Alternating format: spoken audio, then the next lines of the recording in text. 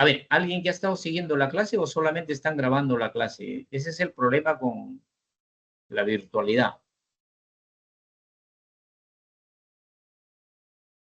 A ver, buenas noches. ¿Alguien que me copie? Doctor, se quedó en la parte de la inervación del nervio vago. Uf, o sea que hemos estado desconectados un gran momento. Por algo está el micro. Ustedes tienen que comunicarme en qué momento se va el internet, pues. Doctor, es que usted de un momento a otro se cortó el audio y luego y se dejó de ver la presentación. No había forma tampoco de avisar. Sí, ya. No, pero ustedes me siguen y ya no escuchan el audio, tienen que comunicarme inmediatamente para yo ver qué está ocurriendo. Mire, he avanzado como 15 minutos, 20 minutos, hablando en vacío. Doctor, terminó la diapositiva de balón intragástrico y ya empezando con la siguiente, ya más o menos ahí se perdió la conexión. Uf, Ese entonces, sí se escuchó desde el 11, no se escuchó nada. ya, entonces, a partir de esta lámina, entonces no se ha escuchado. Sí, doctor. Bueno, por favor, si se va el internet, avísenme inmediatamente para poder reparar la desconexión, porque si no, miren, vamos a estar así, ya hemos perdido bastante tiempo. Ok, bueno, entonces, a ver, el delegado o la delegada tiene que estar atento, pues. ¿O quienes están escuchando la clase o solamente están grabando la clase? No, sí se está escuchando, doctor. Sí se A está usted es escuchando, el doctor. único que lo escucha. Después los demás no se dan cuenta de que se perdió el internet. Bueno, ¿con quién me he estado comunicando? No puedo identificarlo, por favor. Al momento que se va el internet, me avisa inmediatamente, porque lamentablemente, como ven ustedes, el internet hay momentos en que falla. Ya, entonces vamos a retomar la clase. Bien, ¿me está copiando? Sí, doctor. Sí se la escucha, doctor. Sí, doctor, sí se le escucha. Ya. Sí, doctor. Bueno, entonces vamos a regresionar. Entonces decíamos, ahora el estómago cuando ya está lleno, para que pueda actuar como una bomba para evacuar su contenido, tiene que generar una actividad eléctrica. Y esa actividad eléctrica se va a realizar en el marcapaso gástrico. Para identificar el marcapaso gástrico se han colocado estos 6 electrodos. En el fondo, cuerpo superior, cuerpo medio, cuerpo inferior, antro distal y antro proximal. Cuando medimos la actividad eléctrica en cada uno de estos lugares, podemos ver que en el fondo gástrico no hay actividad eléctrica. En el electrodo número 2, ahí aparece una actividad eléctrica que vemos acá, que luego viaja a todo lo largo del estómago.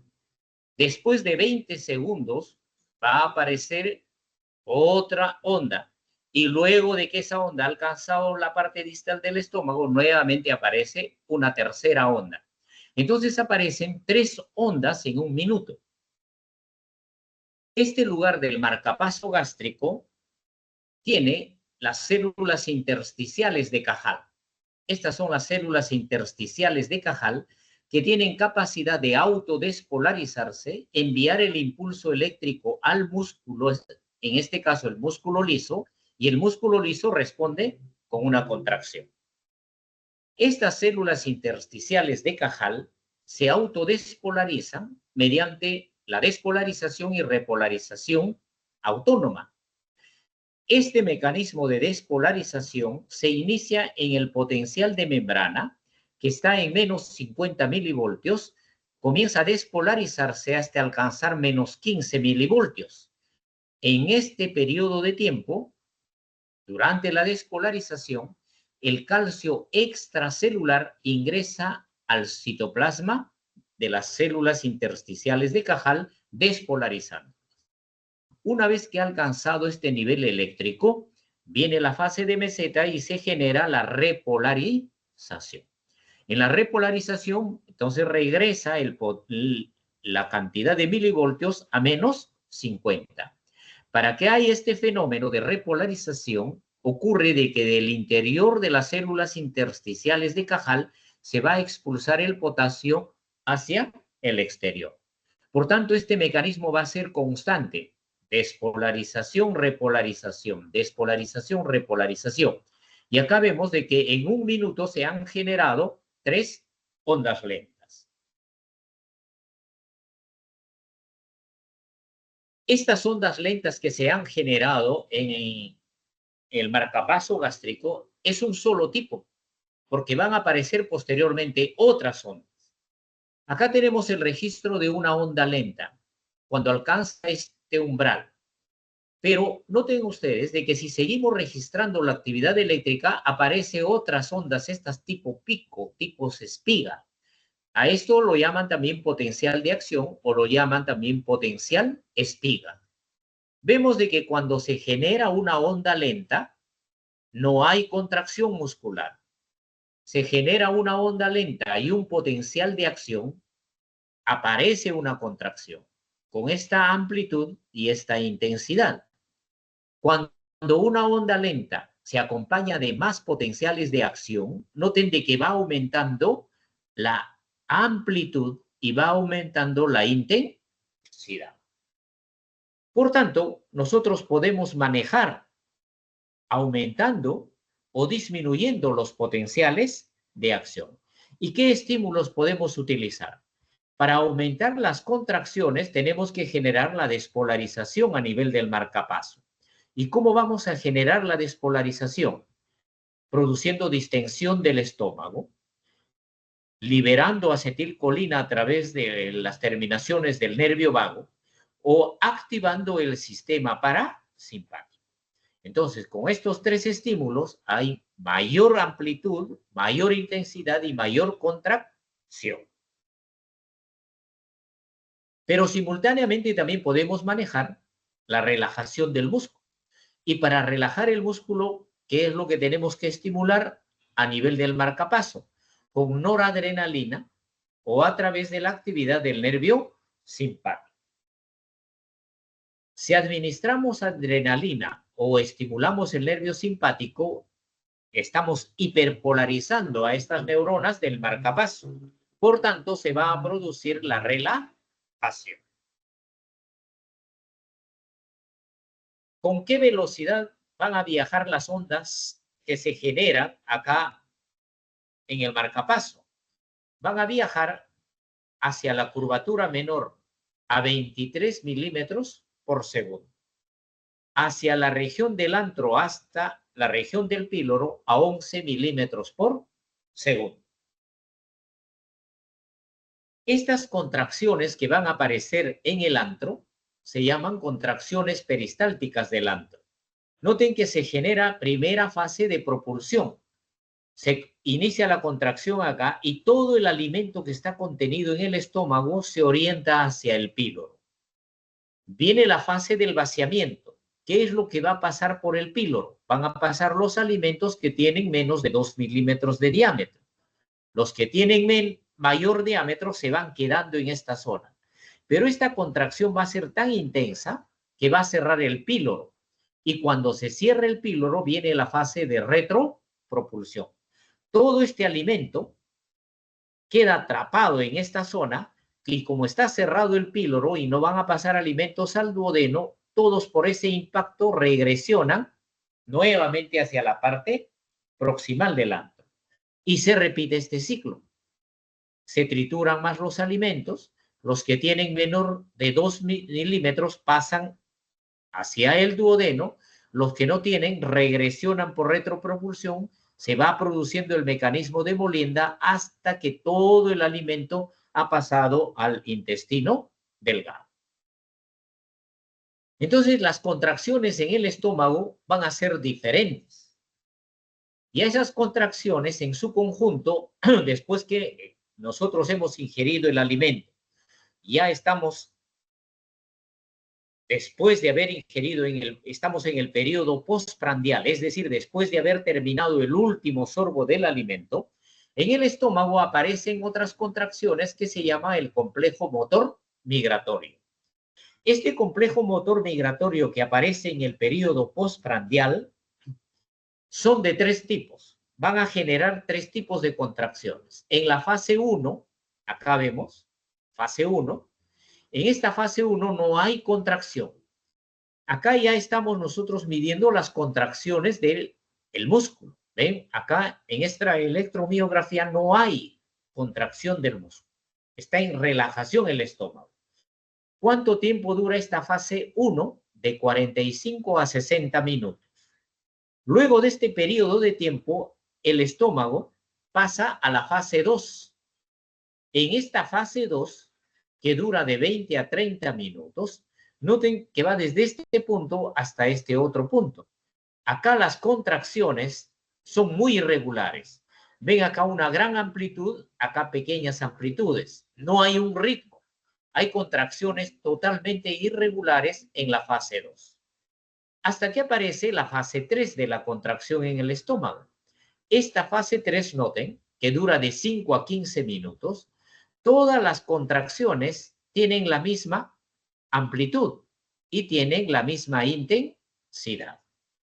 Es decir, si estaríamos observando al estómago, en esta fase 3, la contracción del estómago es la más intensa. Y es en la fase 3 en la cual se evacúa el mayor contenido gástrico. Estas contracciones que se están generando en el estómago se van a transmitir al duodeno. Estos avanzan a lo largo del duodeno, llegan al yeyuno y van a llegar hasta el ilio. Por tanto, después, en esta fase postprandial, los alimentos, cuando no son evacuados por la fase 1, fase 2 y fase 3, hay otros elementos que van a regular el vaciamiento gástrico. ¿Y cuáles van a ser esos? Si nosotros hemos ingerido agua, si hemos ingerido un alimento digerible o un alimento no digerible. Por ejemplo, un alimento no digerible, la fibra dietaria, alimentos digeribles, carbohidratos, proteínas y lípidos. Y el agua. Noten, cuando ingerimos un volumen determinado de agua, más o menos a los 10 minutos se inicia el vaciamiento gástrico. Más o menos a las 2 horas del 100% que hemos ingerido, ha pasado la gran parte del agua. Los alimentos digeribles tienen que alcanzar el diámetro de 2 milímetros o de 3 milímetros, ya hemos dicho, para que puedan pasar el píloro. Y para que ocurra ello, noten, de todos los alimentos, mientras haya la trituración, tiene que ser un promedio entre 3 a 4 horas. Los alimentos no digeribles, vean que en todo el estómago pasan igual al duodeno. No se van a modificar. Y estos alimentos no digeribles tienen que alcanzar más o menos un diámetro de 5 a 7 milímetros. Por eso cuando nosotros ingerimos un cuerpo extraño, por ejemplo, se ingiere una moneda, esa moneda, como tiene más de 7 milímetros, no va a pasar por el píloro, se va a retener en el píloro. Si tiene menos de 7 milímetros, lo ideal de 2 a 3 milímetros, ese cuerpo extraño que hemos ingerido puede pasar por el píloro, avanzar todo el intestino delgado y expulsarse por la región del ano. ¿Cuáles son los otros factores que van a regular el vaciamiento gástrico? La osmolaridad del alimento y el valor calórico del alimento. Acá si damos a un alimento en el mismo volumen de una solución hipertónica, hipotónica e isotónica, noten ustedes, los alimentos isotónicos se evacúan más rápidamente. Los alimentos hipotónicos, intermedio, y más lentos se evacúan los alimentos hipertónicos. En términos prácticos, los alimentos más salados se evacúan más lentamente que los alimentos no salados. El otro factor que va a regular el vaciamiento gástrico es la cantidad de kilocalorías del alimento que hemos ingerido. Sabemos de que la glucosa, 1 gramo, nos da más o menos 4 kilocalorías. Entonces, si preparamos 3 soluciones de glucosa con 0,2 kilocalorías por mililitro, 0,5 calorías por mililitro y 1 kilocaloría por mililitro, y lo comparamos con una solución isotónica, un suero fisiológico, acá tenemos el mismo volumen, el suero fisiológico se evacúa más o menos en este periodo de tiempo, más o menos en 100 minutos de haber ingerido. Note, los alimentos que tienen menor carga calórica es intermedio, pero a medida de que va aumentando la carga calórica se van haciendo más lentos. Y los alimentos que tienen más carga calórica se evacúan más lentamente. ¿Por qué? Porque el estómago va a evacuar estos alimentos de 1 a 4 kilocalorías por minuto. Es por ello que los alimentos, por ejemplo, que tienen muchos carbohidratos, en términos prácticos, los alimentos muy dulcetes, se evacúan más lentamente que los alimentos que son poco dulces. Otro factor que va a regular el vaciamiento gástrico, el diámetro del píloro. Acá entre las líneas entrecortadas tenemos cuántas veces se relaja el píloro en este periodo de tiempo. ¿Acá ven? Acá tenemos el tiempo. Cuando se ha ingerido una solución salina, acá vemos. ¿Cuántas veces se relaja el píloro? Acá tenemos 1, 2, 3, 4 veces. Se relaja y se contrae, es decir, se abre el píloro, deja pasar la solución salina más rápido. Cuando hemos ingerido carbohidratos, ¿cuántas veces se relaja? 1, 2, 3, 4 veces aproximadamente. Y vemos, 1, se evacúan los carbohidratos, se evacúan. Entonces, acá, la evacuación de los carbohidratos es a esta velocidad. Cuando hemos ingerido proteínas, bien, vean, 3 relajaciones y 3 contracciones, se evacúan esas cantidades. Entonces, cuando hemos ingerido proteínas y carbohidratos, se evacúan más o menos en la misma velocidad y cantidad. Pero cuando hemos ingerido las grasas, observen ustedes, el píloro solo se relaja 2 veces en el mismo periodo de tiempo y se evacúan menor cantidad de volumen de ese alimento lípido. Por tanto, los alimentos que tienen grasa se evacúan más lentamente de que aquellos que tienen proteínas, que aquellos que tienen carbohidratos e incluso que una solución salina. Otro factor que va a regular el vaciamiento gástrico, la producción de motilina. Apenas hemos ingerido el alimento, ha pasado un periodo de tiempo y el tubo digestivo produce esta hormona que lo hemos revisado anteriormente que se llama la motilina. Acá tenemos este periodo de tiempo, en 1 hora. ¿Ven? En 1 hora se han medido los niveles de motilina en el plasma. Han alcanzado todos este nivel más o menos idéntico, pero por ondas. Cuando nosotros detectamos los mayores picos de motilina plasmática, noten que coincide, acá tenemos el registro de la actividad eléctrica del estómago y de todo el intestino, que coincide con la fase 3 de la contracción. ¿Ven? Esta es la fase 3. Acá la fase 3 de la actividad motora. Coincide con el pico. Fase 3 coincide, fase 3 coincide, fase 3 coincide. Conclusión. Cuando la motilina alcanza niveles elevados, inmediatamente aparece una contracción de fase 3 en el estómago y esa contracción se va a transmitir a todo lo largo del intestino delgado.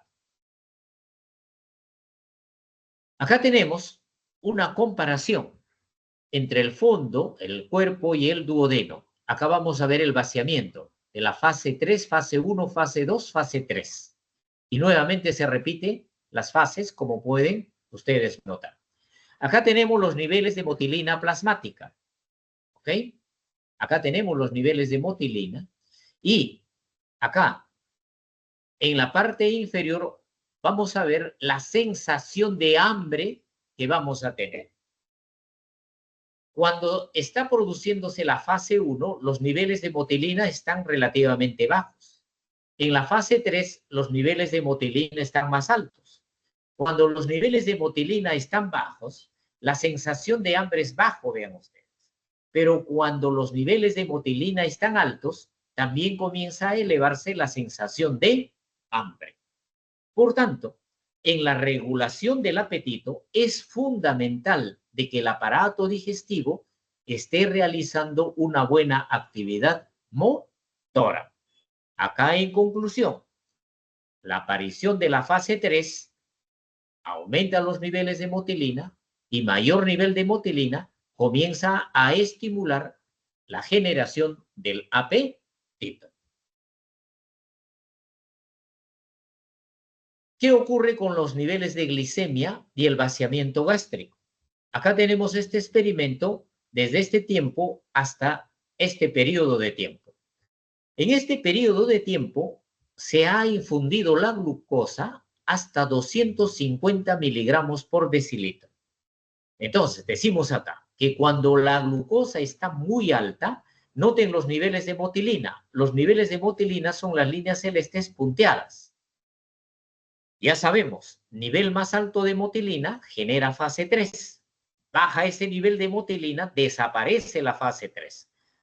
Cuando el nivel de glucosa está muy alto y se mantiene en ese nivel, no aparece la fase 3.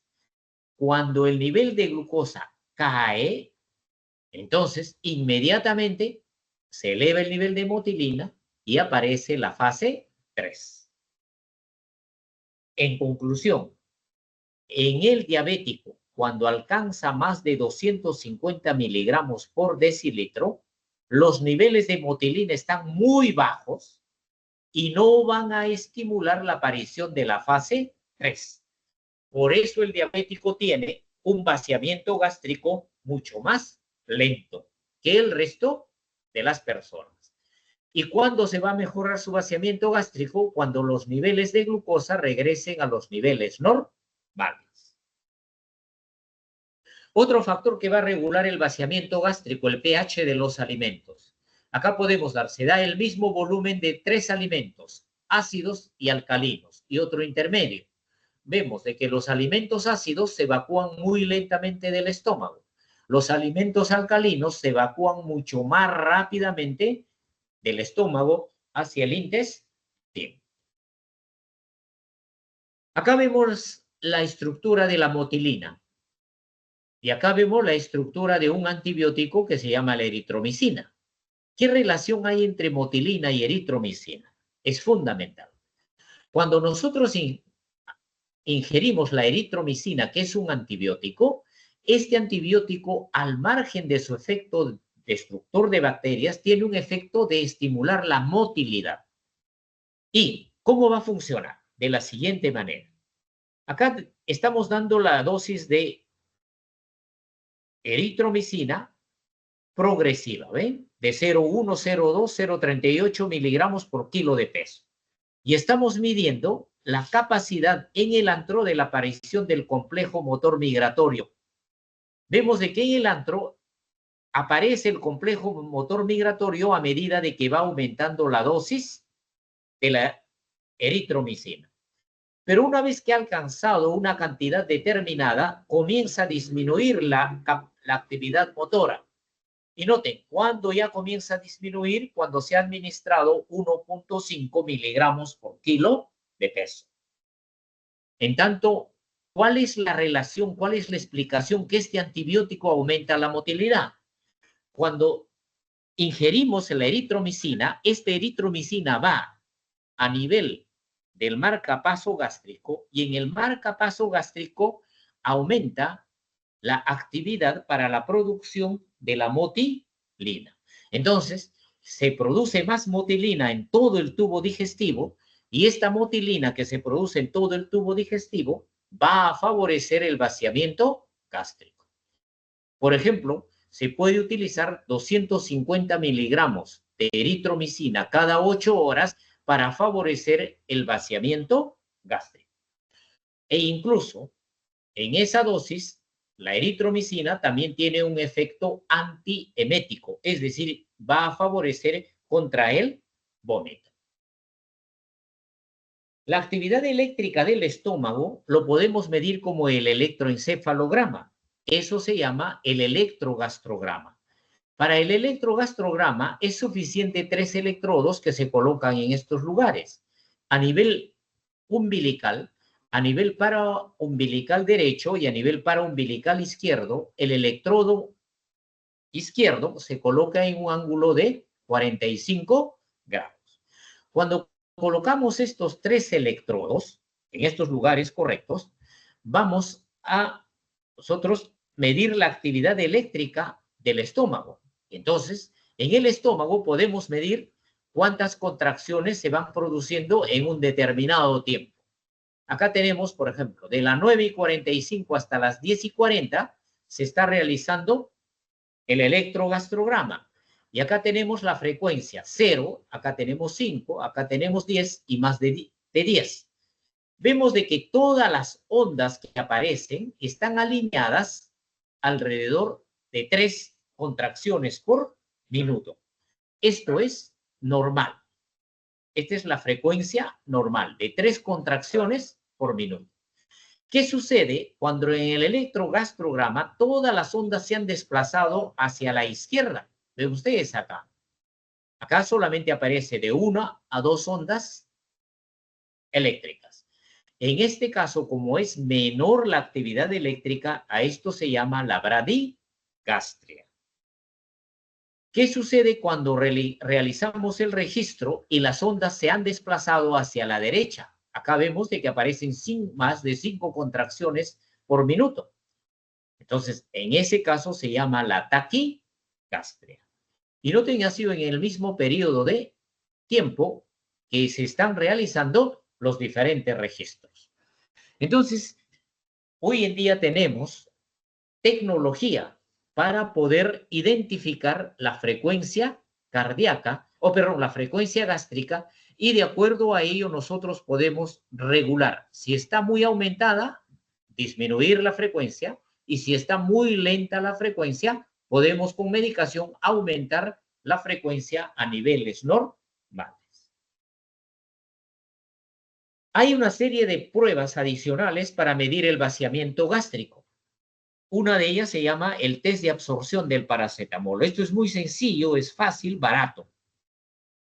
Se administra el paracetamol 1 gramo por una sonda nasogástrica y se va a medir los niveles de paracetamol en el plasma sanguíneo en un tiempo determinado. Entonces, vemos, se da el paracetamol por sonda nasogástrica, comienza a absorberse, va pasando a nivel del plasma sanguíneo y alcanza su máximo pico más o menos a los 15 minutos. Y después de 15 minutos, esa dosis comienza a disminuir en el plasma sanguíneo. Y vamos midiendo el vaciamiento gástrico. Y vamos viendo de que acá está la curva de vaciamiento gástrico. Esta curva de vaciamiento gástrico está muy baja. ¿Por qué? Porque en este caso se ha dado la misma dosis.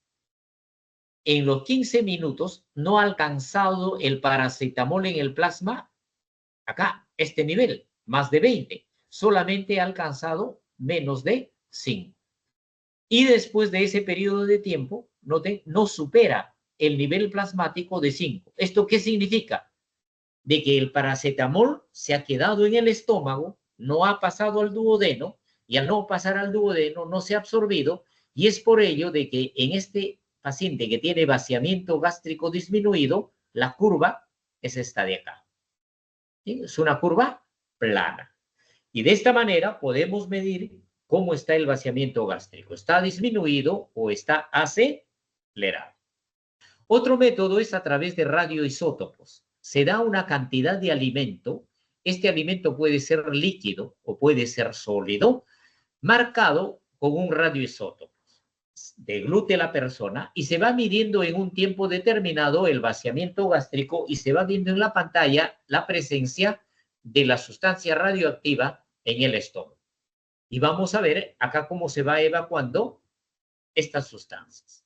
Vemos, acá de color verde y amarillo pueden ver se ha dado el alimento, está contenido en el estómago todavía. Pero a medida de que va pasando el tiempo, ven ustedes de que está disminuyendo la radioactividad acá. Y en el duodeno, al inicio no hay sustancia radioactiva. pero después de un tiempo comienza a aparecer sustancia radioactiva, ¿ven? Acá, de color verde, ya comienza a aparecer de color verde sustancia radioactiva. Aumenta en el duodeno y va disminuyendo en el estómago. Aumenta en el duodeno, va disminuyendo en el estómago. Hasta de que más o menos en 240 minutos, todo el contenido gástrico que había de la sustancia de radioisótopos ha alcanzado el duodeno. En esta prueba, por ejemplo, este es el tiempo de vaciamiento gástrico. Si está muy prolongado, después de 240 minutos, todavía observaremos la presencia de sustancias radioactivas en el estómago. Pero en condiciones normales, vean, en 240 minutos ya el estómago no hay sustancia radioactiva y todo está a nivel del intestino delgado. Con esto se ha demostrado de que los alimentos que tienen consistencia líquida se evacúan con esta curva rápidamente. En cambio, los alimentos sólidos hay un periodo de retención, hay un periodo de meseta. ¿Y por qué este periodo de meseta? Porque en este periodo tiene que triturarse los alimentos que hemos ingerido entre 2 milímetros de diámetro en promedio. Una vez que han alcanzado los 2 milímetros de diámetro del alimento, comienza la evacuación. ¿Esto qué nos indica? De que el alimento sólido se evacúa más lentamente que los alimentos líquidos. Actualmente, también se puede estudiar el vaciamiento gástrico mediante la prueba de aliento. Entonces, en este caso se utiliza el ácido octanoico marcado con el carbono 13. Se da un alimento con este ácido octanoico marcado, se ingiere el alimento, este es el alimento preparado. Después de haber ingerido, llega al estómago, el estómago pasa a nivel del duodeno y a nivel del intestino van a actuar las enzimas, van a actuar la lipasa, van a actuar las sales biliares y a nivel del intestino delgado se va a producir un mecanismo de oxidación de la grasa, del ácido octanoico. Este ácido octanoico pasa a nivel de la circulación sanguínea, llega a nivel del pulmón y en el pulmón el CO2 que se ha producido a nivel del metabolismo, porque el metabolismo del ácido octanoico al oxidarse genera CO2. Este CO2 que se va liberando a través de los pulmones los vamos a ir eliminando y podemos cuantificar. Y acá tenemos las curvas. Después de que se ha dado ese alimento, que tenemos acá, marcado el ácido octanoico, ¿no? Vemos de que en individuos normales, después de un periodo de tiempo, comienza a eliminarse en el CO2. Esta es la curva. Cuando está retrasado el vaciamiento gástrico, llega más lento, se elimina menor cantidad de CO2. Y vean ustedes, la cantidad de CO2 que se va eliminando es poco. Es poco, porque no está evacuando el estómago hacia el intestino.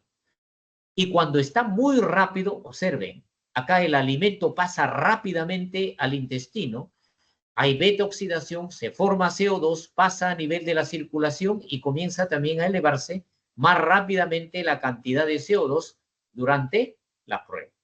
Por tanto, estas son pruebas funcionales, fisiológicas, que nos permiten decir si el vaciamiento es normal, está acelerado o está retardado. Modernamente, con el uso de la tecnología, se puede utilizar la cápsula endoscópica. Observen, esta es una cápsula endoscópica, es como una píldora. Acá ven, están todas las cámaras, todos los sensores. Y estas cápsulas endoscópicas tienen la capacidad de medir temperatura, medir el pH y medir presión. Y con estos parámetros nosotros podemos medir el tiempo del tránsito en el estómago, en el intestino delgado y en el colon. Acá se le da de deglutir la cápsula en el tiempo 0. Vamos a medir la presión, vamos a medir la temperatura, acá en azul está la temperatura, y en verde vamos a medir el pH. Entonces, la cápsula nos va a transmitir la temperatura, nos va a transmitir la presión y nos va a transmitir la acidez. Cuando llega al estómago, acá llega en la cápsula al estómago, en el estómago hay una gran acidez. pH 1, 2. Mientras esté en el estómago, el pH es muy ácido. La presión que se genera en el estómago al inicio es grandes presiones y luego las presiones van disminuyendo hasta que la cápsula pasó el estómago. Al pasar el estómago, la cápsula cambia de pH, de lo que es ácido pasa a alcalino. Entonces, este pH alcalino se va a mantener a todo lo largo del intestino delgado y del colon hasta que se expulsa la cápsula en las heces. Y de igual manera nos va a ir indicando cómo está la presión a nivel del intestino delgado, cómo está la presión a nivel de todo el tránsito colónico. Acá ven, a esta persona se le dio la cápsula y el periodo de expulsión ha sido a las 33 horas con 36 minutos, en la cual el organismo ha expulsado la cápsula y esta cápsula se somete a una computadora y esa computadora nos da todo este registro de temperatura, presiones y nos da también cómo está el pH a nivel del estómago, a nivel del intestino delgado y a nivel del colon. Entonces son pruebas muy importantes que son relativamente fáciles de realizar y lo único que se necesita es disponer la cápsula y un programa en la computadora que pueda hacer dicha lectura. El vaciamiento gástrico también puede modificarse con estas sustancias. Hay sustancias que van a aumentar la motilidad y disminuir la motilidad. Los que van a aumentar la motilidad pueden hacer incrementando el calcio a nivel de las células y ellas son la acetilcolina, la serotonina, los péptidos opioides y sustancia P. Dentro de las hormonas, la colecistoquinina y la bombecina, pero estos van a aumentar la liberación de la acetilcolina y de la sustancia P. Algunos péptidos opioides van a inhibir la adenilciclasa y de esta manera van a ser elementos excitatorios para la contracción. Los que van a inhibir el péptido intestinal vasoactivo, los agonistas beta-adrenérgicos, el glucagón, el péptido inhibidor de la prolactina, de la hormona prolactina, el óxido nítrico, todos ellos van a incrementar el AMP cíclico o el GMP cíclico y de esta manera van a inhibir la motilidad.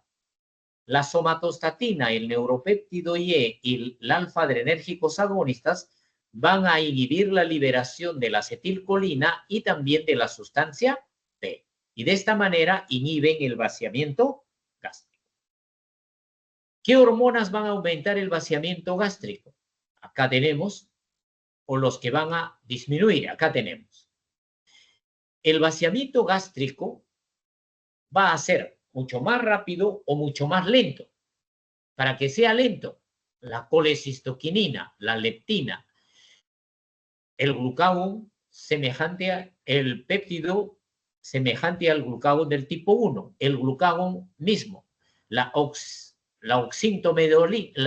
modulina, el polipéptido IE, el péptido liberador de gastrina, la enterostatina, la amilina pancreática y el polipéptido pancreático. Todos estos van a producir un vaciamiento gástrico lento. ¿Quiénes van a acelerar el vaciamiento?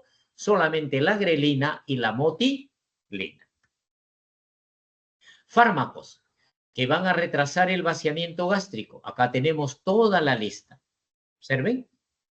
Los opioides, la progesterona, los inhibidores de la bomba de protones.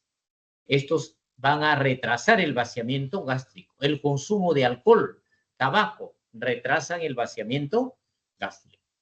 ¿Qué medicamentos van a acelerar el vaciamiento gástrico? Desde la metoclopramida, el clevoprida, la cisaprida, sinataprida, mosaprida, domperidona, todos los macrólidos que hemos visto, el macrólido, son los antibióticos provenientes de la claritromicina. Luego, actualmente, la prucaloprida es un medicamento que tiene mucha eficiencia en acelerar el vaciamiento gástrico. La grelina, ya hemos dicho, la grelina se produce en el estómago, disminuye la acomodación, aumenta el vaciamiento gástrico y disminuye la secreción de insulina. Y a nivel del intestino, genera un patrón de contracción semejante al patrón del complejo motor migratorio que hemos visto que tiene la fase 1, fase 2 y fase 3. En el diabético, el vaciamiento gástrico está muy alterado porque el diabético tiene una serie ya de trastornos. Hay una disminución de las neuronas que producen el óxido nítrico. Esto lleva a un defecto en la acomodación y los diabéticos experimentan saciedad muy temprana. Luego, a nivel del marcapaso gástrico, en el diabético hay una anormalidad, hay una disritmia. Esa disritmia en el marcapaso gástrico lleva a la sensación de náuseas. Está retrasado el vaciamiento gástrico en la gastroparesia diabética, en estos pacientes diabéticos. ¿Por qué? Porque hay un deterioro en la actividad electromecánica. Es decir, no hay una buena actividad eléctrica y si no hay una buena actividad eléctrica, no hay una buena contracción. Por eso está muy retrasado el vaciamiento gástrico. Esto genera náuseas y además vómito. Y por último, en el paciente diabético está alterada la sensibilidad. Hay una neuropatía sensorial. Esta neuropatía sensorial lleva a que el paciente diabético tenga la percepción del dolor. Entonces vemos de que el diabético va a afectar fundamentalmente el marcapaso gástrico. Además, en los pacientes diabéticos se ha visto de que los macrófagos que están en relación con la musculatura lisa van a favorecer la contracción. Pero cuando hay un predominio de macrófagos 2 con marcadores CD206 positivo, acá se pierden las células intersticiales de Cajal y al perderse las células intersticiales de Cajal, prácticamente el estómago del diabético va a trabajar mucho más lento que una persona normal. Entonces, vean qué importancia tienen los macrófagos a nivel del estómago en la regulación de la motilidad. Ya hemos visto todo el vaciamiento gástrico. Llega al duodeno. Cuando llega al duodeno, llega ácido, llegan alimentos grasos, llevan proteína, llega un volumen que distiende el duodeno. Esto genera dos respuestas. Una respuesta nerviosa que produce un reflejo que se llama el reflejo enterogástrico. Este reflejo enterogástrico retarda el vaciamiento gástrico. Por otro lado, en el duodeno, cuando llegan todos estos estímulos, libera 3 hormonas, la secretina, colecistoquinina y el polipéptido insulinotrófico dependiente de glucosa. Estas 3 hormonas por circulación sanguínea llegan al estómago y van a inhibir la motilidad.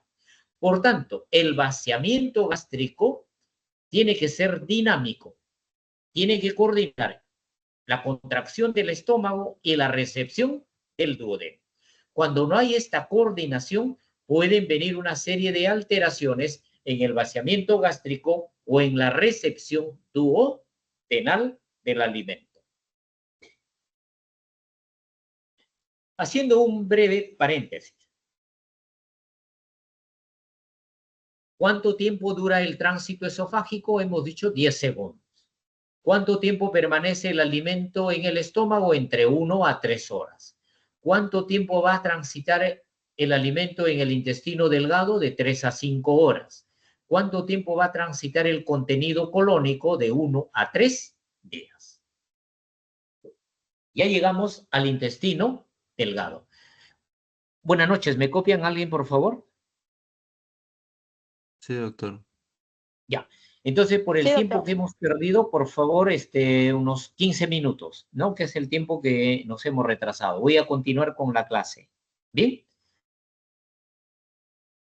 Ok, ahora, en el intestino delgado, ¿cómo es el tránsito en el intestino delgado? En el intestino delgado, desde el duodeno hasta el ilio, también hay marcapasos. Recuerden que en el estómago hay un solo marcapaso, pero en el intestino delgado, a todo lo largo del intestino, hay marcapasos. Los marcapasos de la parte duodenal generan ondas lentas a 12 ciclos por minuto. En el estómago eran de 3 ciclos por minuto. Y noten que a medida que uno se va alejando del duodeno y llega a nivel de la región del ilion terminal, ya la frecuencia disminuye a menos de 8. En el colon también hay marcapasos. En el ciego hay más o menos alrededor de 9 ondas por minuto. Esa es la generación de ondas. Y a medida que nos acercamos al colon izquierdo, la generación de ondas es mayor y alcanza en promedio de 12 ondas por minuto. En resumen, las contracciones en el intestino delgado pueden ser entre 12 hasta 5 ondas por minuto. Y en el colon, desde 7 u 8 ondas por minuto hasta 12 ondas por minuto. Cuando llega el alimento al intestino delgado, en el intestino delgado inmediatamente se genera esta contracción que es el peristaltismo. Es propulsiva porque va a enviar el alimento hacia la parte distal del intestino. Adicionalmente comienzan a aparecer estas contracciones segmentarias. Estas contracciones segmentarias favorecen que el alimento que se retiene en esta zona interactúe con las enzimas y se produzca la digestión de los alimentos. Entonces, a lo largo del intestino, por eso, esa interacción entre el alimento y su enzima los va digiriendo para posteriormente favorecer la absorción. Y en la fase interdigestiva, es decir, en la fase de ayuno, cuando estamos en ayunas, aparece el complejo motor migratorio igual que en el estómago. Recuerden que el complejo motor migratorio en ayuno en el estómago pasa al intestino delgado. Y en el intestino delgado es el mismo patrón. Acá tenemos en el estómago y acá tenemos en el intestino delgado y estamos cronometrando. Acá en el estómago se está generando la fase 3 en este tiempo, ¿ven? A las 13 horas. Y ya sabemos, fase 3 viaja todo el estómago, llega a nivel del duodeno y hay uno proximal y hay uno medio y hay uno distal y región ilial. Alcanza la región de la válvula iliocecal, noten ustedes, alrededor de las 14, 20 horas. Cuando la fase 3 del complejo motor migratorio ha viajado hasta la válvula iliocecal, llega nuevamente el estómago, genera otro complejo mayor migratorio de fase 3 y sigue nuevamente su siguiente ritmo. Bien, entonces, noten ustedes cuánto tiempo demora la fase 3 del complejo motor migratorio en llegar desde el marcapaso gástrico hasta la válvula iliocecal. En el colon ven de que no aparece el complejo motor migratorio, solo termina a nivel de la válvula iliocecal. Ese complejo motor migratorio que va pasando a todo el intestino, fase 1, fase 2, fase 3, la fase 3 es la más importante. Acá estamos midiendo cada qué tiempo aparece la fase 3, entre 90 a 120 minutos. Entonces, entre fase 3 y fase 3, vamos a medir cuál es el vaciamiento gástrico, pero también podemos medir cómo van las secreciones gástricas. Noten, cuando aparece la fase 3, la secreción gástrica se incrementa. Aparece otra fase 3, se eleva. Entonces hay un sincronismo entre fase 3 y aumento de secreción gástrica. En ese momento que aparece la fase 3 en el intestino delgado, la vesícula biliar también se contrae. Fase 3, contracción de vesícula. Fase 3, contracción de vesícula. Es por ello de que la bilis, cada fase 3 alcanza el intestino, ¿ven? Cada fase 3. La secreción pancreática en la fase 3 aumenta su secreción, El flujo sanguíneo a nivel del intestino aumenta. Hay mejor irrigación en la fase 3, vean ustedes. Entonces, no solamente es motilidad, sino que también la motilidad va a regular las secreciones y también va a regular el flujo sanguíneo. Bien sabemos de que la fase 3 tiene sus, el complejo motor migratorio tiene sus 3 fases. La fase 1, fase 2 y fase 3. La fase 3 es la que produce mayor contracción. La fase 2 intermedia y en la fase 1 no hay contracción. Entonces, si medimos las fases del complejo motor migratorio desde el estómago hasta el ilio, ya sabemos que son progresivas, ¿eh? Se va midiendo. Acá está apareciendo cada 90 minutos. Hemos dicho entre 90 a 120 minutos. Pero, ¿qué ocurre si ingerimos nuevamente un alimento en un momento determinado? Noten de que hemos ingerido otro alimento y cuando hemos ingerido el alimento se bloquea, desaparece el complejo motor migratorio. Ese alimento nuevamente alcanza el intestino delgado y nuevamente aparece o reaparece el complejo motor migratorio con fase 1, fase 2 y fase 3. ¿Esto qué significa en términos prácticos? Si yo he tomado un desayuno, el siguiente alimento debe de ser el almuerzo. Pero si entre el desayuno y el almuerzo yo ingiero cualquier alimento en ese horario, voy a bloquear el patrón motor migratorio, por consiguiente voy a alterar la motilidad. Por ello se recomienda no ingerir alimentos entre estos dos tiempos intermedios. ¿Por qué? Porque vamos a hacer más lento el tránsito intestinal. La motilidad también tiene que ver con la sensación hambre-saciedad. Acá tenemos en la parte izquierda, en un periodo de ayuno. Acá ven, acá estamos en ayuno, no hay ingesta de alimentos, está produciéndose el complejo motor migratorio. En esta fase comienza a aparecer el hambre. Entonces, el hambre aparece. No hay ingesta de alimentos, vean ustedes. ¿Ok? Ingerimos el alimento, llega al estómago. Cuando ya llega al estómago, sabemos que hay un periodo de acomodación, la sensación de hambre comienza a disminuir. Acá hemos ingerido el alimento. Se eleva el alimento y comienza a cesar la sensación de hambre. Y vamos experimentando ¿qué sensación? La saciedad. Observen ustedes cómo la saciedad va apareciendo. Acá ven. Va cayendo la sensación del hambre y va apareciendo, va elevándose la sensación de saciedad hasta que experimentamos saciedad por haber ingerido un alimento.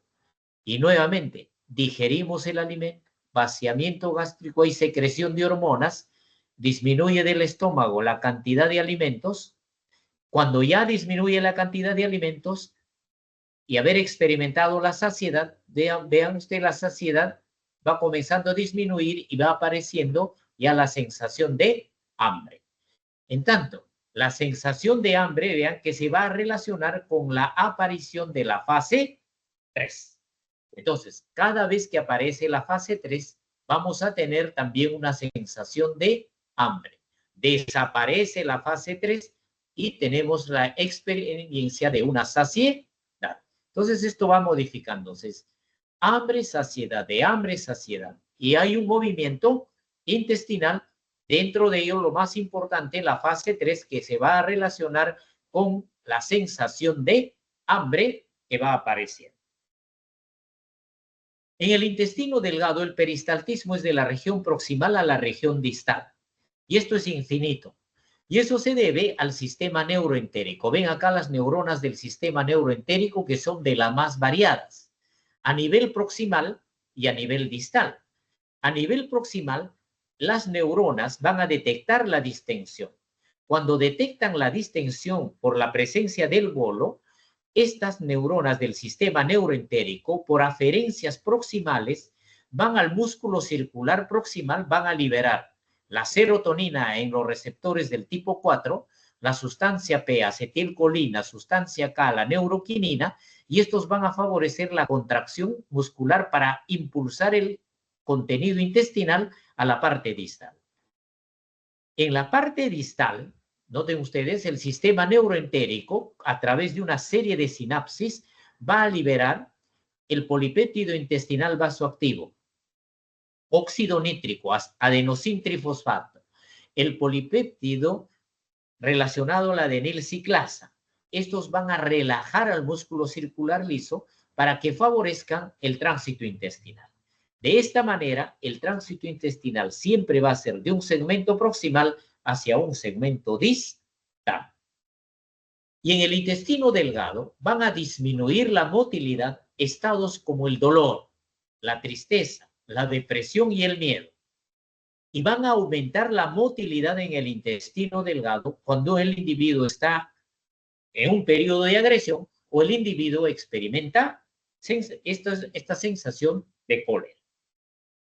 En el intestino delgado también van a estimular la contracción hormonas, colecistoquinina, bombecina, opioides, las metencefalinas, las taquininas, la sustancia P y la acetilcolina, los que van a inhibir el tránsito del intestino delgado. La activación del sistema simpático, por consiguiente los agonistas adrenérgicos, el polipéptido relacionado al gen de la calcitonina, el óxido nítrico, el BIP y el glucagón.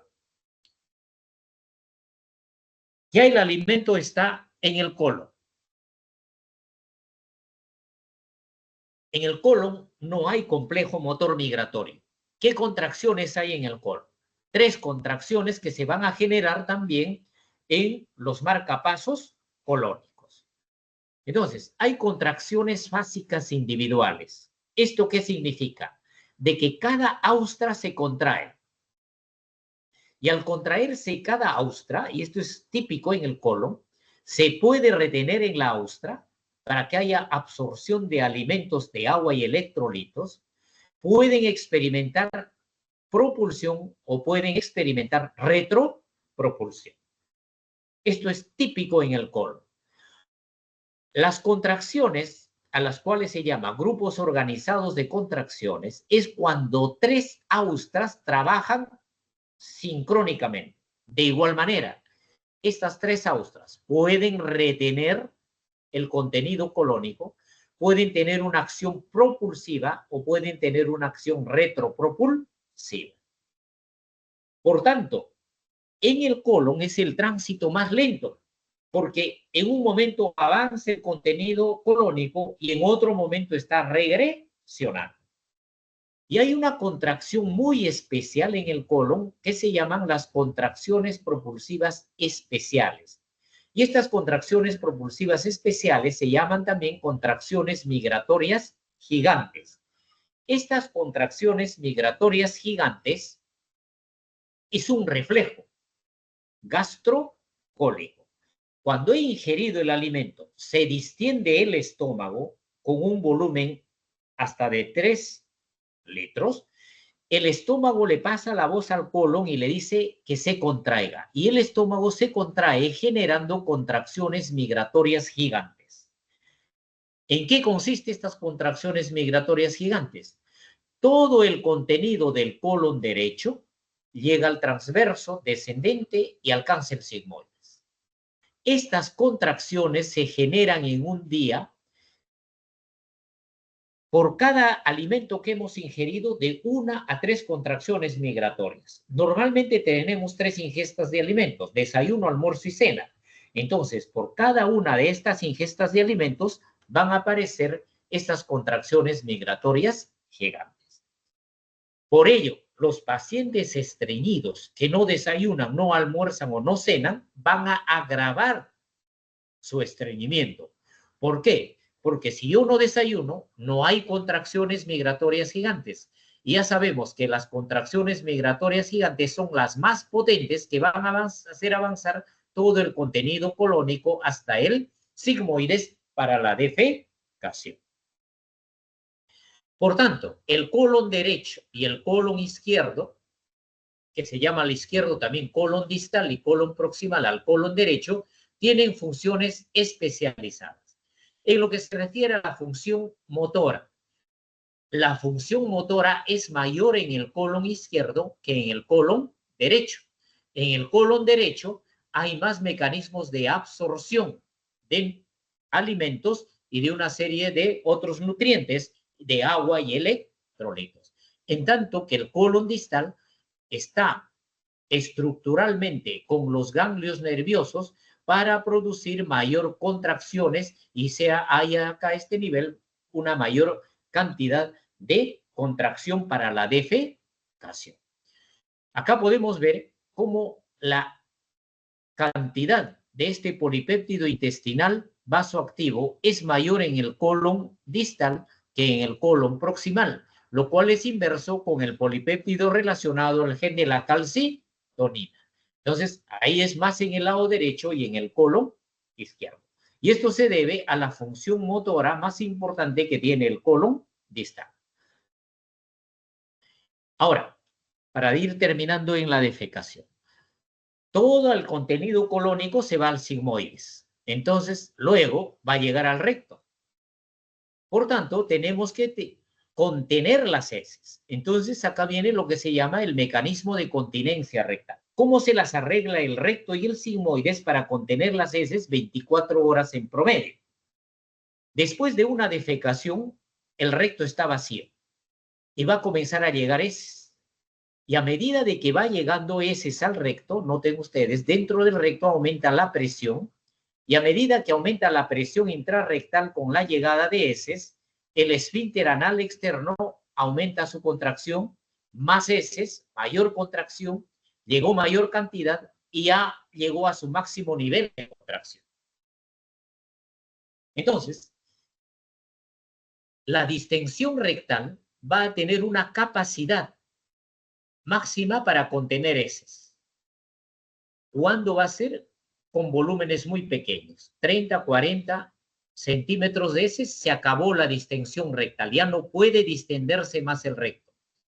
¿Quién va a ayudar para que esa distensión del recto no evacúe? Inmediatamente la acción de los esfínteres. Cuando va aumentando la presión dentro del recto, como vemos, el esfínter anal interno comienza a relajarse, ¿ven? Se relaja, se relaja, se relaja para que siga distendiéndose el recto. Y el esfínter anal externo se contrae, se contrae, se contrae para evitar que el recto evacúe.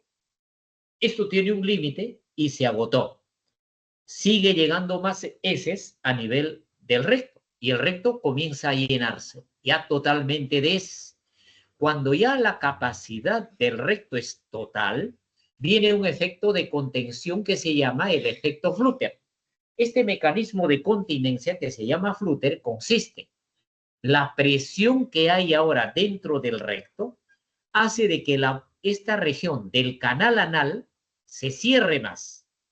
Y además, la presión intraabdominal actúa sobre esta región del recto, presionando más esta zona entre el recto y el canal anal. Esto se cierra para evitar la evacuación. Y simultáneamente el elevador del ano al contraerse cierra más esta zona esfinteriana. Por tanto, cuando el recto está lleno de heces, todavía no hay deseo de defecación. Sigue llegando más heces. El recto está totalmente lleno. Los esfínteres están bien contraídos para evitar la evacuación. Pero al llegar las heces al sigmoides, recuerden que el sigmoides tiene una forma de S. Cuando se llena el sigmoides totalmente de heces, hace de que el ángulo entre el recto y el sigmoides caiga y este diámetro disminuya. Este efecto evita que la presión de las heces del sigmoides presionen al contenido del recto y esto estimule la defecación. ¿Hasta qué momento el sigmoides va a soportar esto? Hasta que termine el efecto Flam. Cuando ya el sigmoides está totalmente lleno, envía la información al sistema nervioso central dándonos la sensación de defecación. Y el sistema nervioso central recurre a un último nivel de continencia, que es la contracción del músculo pubo rectal. En condiciones, cuando está lleno el sigmoides, está lleno el recto, se contrae como último mecanismo de continencia el músculo puborectal y lleva a un ángulo entre el eje del ano y el recto de 90 grados. Ese es el último mecanismo de continencia. Cuando ya es la presión está superando la resistencia del músculo puborectal, el puborectal comunica al sistema nervioso central y le dice lo siguiente. Músculo puborectal comunica al centro de la defecación que ya está totalmente lleno y genere la respuesta de la defecación. Entonces, el centro de la defecación detecta el estímulo que le manda el músculo puborectal y va a generar la defecación. Entonces, cuando ya nosotros tenemos esa sensación inminente de defecación, ¿qué es lo que ocurre? Lo siguiente. El recto se ha llenado, el sigmoide se ha llenado. ¿Y cuánto es la capacidad máxima? Entre 200 a 300 miligramos de heces o mililitros de heces. ¿Cuánto de presión han generado? Alrededor de 70-80 centímetros de agua. Entonces, el recto y el sigmoides van conteniendo este volumen y generando hasta alcanzar estas presiones, que es la presión máxima de tolerancia. En esta presión máxima de tolerancia con este volumen se generó el deseo de la defecación. Vamos a los servicios higiénicos y lo primero que adoptamos es la posición para defecar. Esto es antifisiológico. Esto es lo fisiológico. ¿Ok? Entonces debe desaparecer estos inodoros. Cuando estamos en esta posición, noten que el ángulo recto anal está con obstrucción, no es recto realmente este ángulo. Pero cuando adoptamos la posición de cuclillas, noten, el ángulo entre el ano y el recto desaparece. Y esto facilita la evacuación. Muchos de los pacientes son estreñidos porque no se logra obtener esta rectitud durante la defecación. Y es causa del estreñimiento esta zona, un defecto en la región de salida, en la región pélvica. Estos pacientes que son estreñidos por alteración de este ángulo, lo envían a defecar en posición de cuclillas. En esa posición se rectifica y el estreñimiento se va a solucionar. Una vez de que hemos adoptado esa posición, noten ustedes, se va a modificar. Todos los mecanismos de continencia que van distendiendo el recto, todos van favoreciendo a que se contraiga esta zona para contener. Y hasta uno voluntariamente aumenta la contracción de este esfínter. Pero cuando el cerebro indica la defecación, inmediatamente toda la región rectoanal se relaja. Noten que estaba cerrado esta región, favorece la apertura del canal anal y favorece la contracción del recto, mientras que en el mecanismo de continencia favorecía la distensión. Entonces, cuando se determina la defecación, inmediatamente en la posición de cuclillas, el centro de la defecación hace que se cierre la glotis, se contraigan los músculos abdominales diafragmáticos, aumenta la presión abdominal, hay contracción recto-sigmoidea, aumenta la presión intrarrectal. Y esto favorece la evacuación, ayudado por la posición de cuclillas. Se relajó el músculo puborectal, se relajó el esfínter anal interno, se relaja el esfínter anal externo, se modificó el ángulo anorrectal y hay apertura del canal anal que favorecen la defecación. Entonces, de esta manera nosotros estamos evacuando todo el contenido del intestino. ¿Cuál es la frecuencia normal de la defecación? De 1 a 3 al día o de cada 3 días. Ese es el periodo en el cual debemos de evacuar el colon. ¿Cuáles van a ser los factores que van a modificar la motilidad del colon?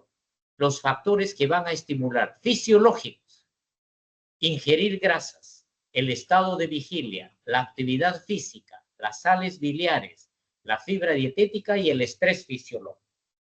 ¿Cuáles son los que inhiben? Van a predisponer al estreñimiento, la ingesta excesiva de proteínas, cuando alguien duerme en exceso y la depresión. La fibra. La cantidad de fibra que se recomienda mínimo es 30 miligramos.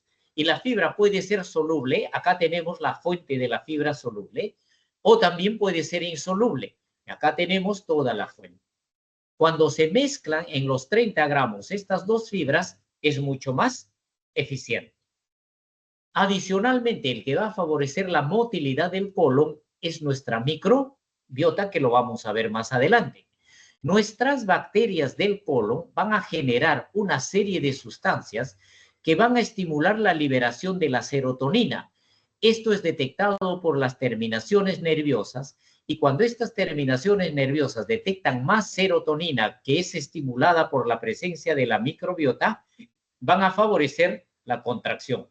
Y ya sabemos, si hay contracción colónica, favorece la motilidad y favorece la evacuación. La actividad física. La actividad física es fundamental, como hemos dicho. E incluso la actividad física baja, noten ustedes cómo van a favorecer la aparición de cáncer y cómo la actividad física alta va a disminuir la presencia incluso de cáncer. Entonces, la actividad física es fundamental para la motilidad, la evacuación, sobre todo en el colon.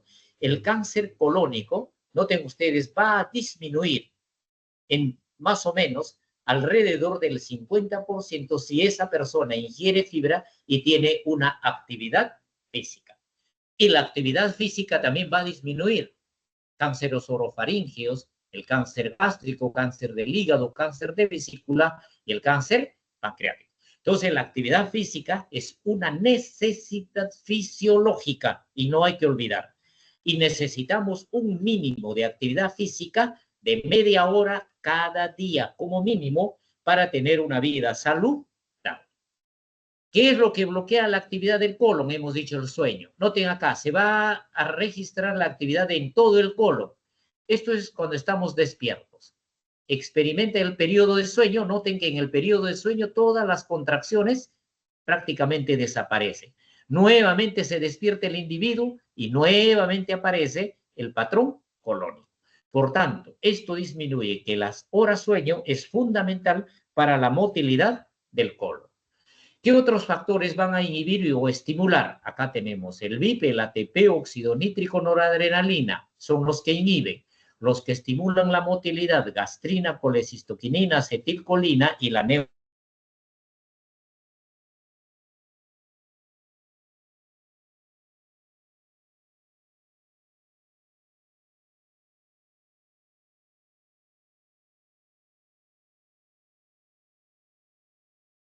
Doctor. Doctor, no se le escucha. Doctor, no se escucha.